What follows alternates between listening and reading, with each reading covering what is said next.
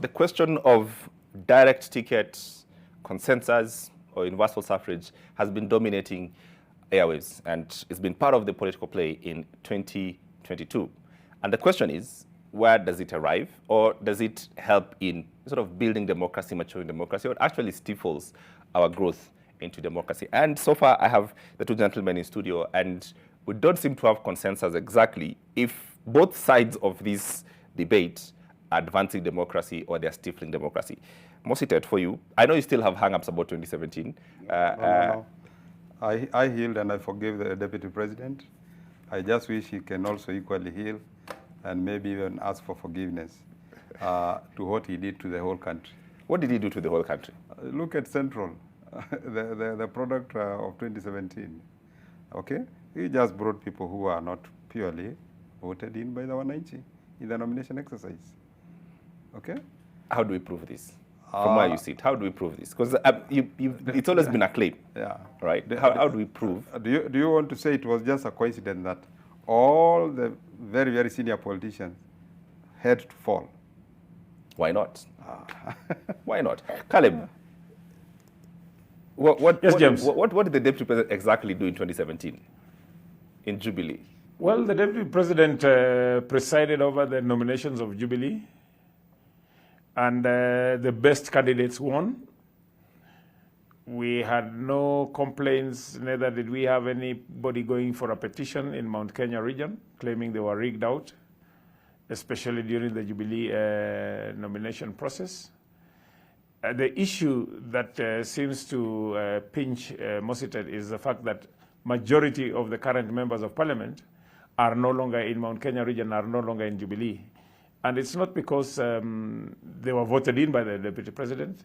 They have moved to Jubilee, out of Jubilee with their electorate. In fact, anybody who is listening to the ground genuinely in Mount Kenya region has moved either to UDA or away from Jubilee. If there are those who maybe have moved out of Jubilee but would not want to be associated with UDA because of the intimidation and harassment that they would undergo, but they have left Jubilee. I sat one day with a friend of mine, a former member of parliament, he will remain nameless, who is running for governor in a certain county in Mount Kenya region. And I told him, why don't you join UDA? And he told me, oh, UDA is so crowded and I don't have enough money to go through a nomination, then the general election. Then I told him, okay, fine, you are safe running on Jubilee. Then he says, never. We can't even mention that name in Mount Kenya region unless you want me to lose. So he said he was shopping around. Either he would run independent or he'll go to another small political party, but definitely not Jubilee. So I don't think the deputy president had anything to do with those who are elected. It's just that the Jubilee was the most popular party. Those were the most popular candidates.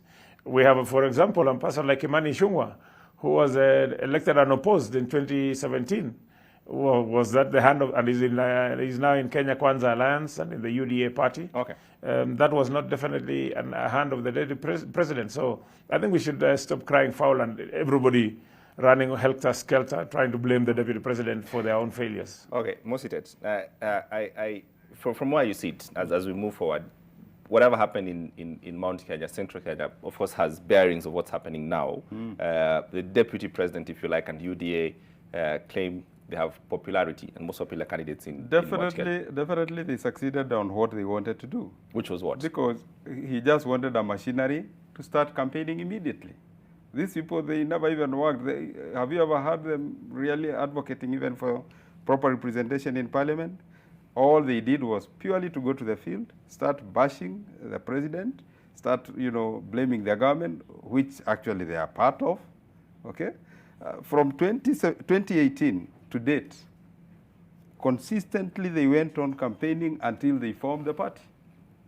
Okay, they started fighting within. Until now, they saw that. Now, I think the best thing, because we are also being pushed, because we have been seeing that our maybe the core thinking is purely to debate, to engage in politics, is to bolt out. And the way to bolt out is to form another party called UDA. Then from there, now they go on blaming the government. For any good thing the government has done, the deputy president has always said, oh, tulifanya hii, But anything, maybe at least things are being fixed. Oh, hapa, at least munawaona, wako hivi. Even akina Caleb, the same.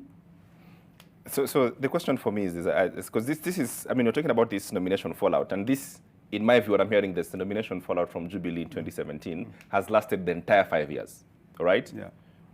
Is that a correct statement? Would Kenyans be free to think that the fallout from 2017 has lasted 5 years? Yes, I can say that. One, you see, for example, the part of, actually after the elections of 2017, we had those who are thinking that the best thing is for them to start campaigning. And there were those who are like, less work for the Kenyans. And that was the president and his team. Okay? But in parliament, were they being supported by those who are voted in? Not all of them. Okay? And the deputy president went on, tangatangering, doing all manner of things. Okay? To me, at least, whatever he wanted to achieve, he achieved. All right. Okay? Okay. Because all what he wanted to do is to make sure that he will go on at least making sure that the government will be blamed by the common mwananchi simply because of them not cooperating fully as people who are part of Jubilee. Caleb, is that a correct representation of what happened? Was the fallout of 2017 in that nomination and whatever happened in that election, is that what formed the basis of the fallout in Jubilee from where you sit? Well, the basis of the fallout in Jubilee was, as I had mentioned earlier, a failure by the leadership to listen to the voice of the people, and more so to listen to the voice of the elected representatives of the people. Jubilee, we have held about 3 PG meetings since we were elected in 2017, and all of them were monologue meetings. We never had a debate. We never had a chance to speak to the president. He only came and spoke at us. There was hardly a time when he spoke to us. He spoke at us. And, imagine, James, when you are called for a PG meeting, when you get to State House, you're told, be there by 8. You get there at 8.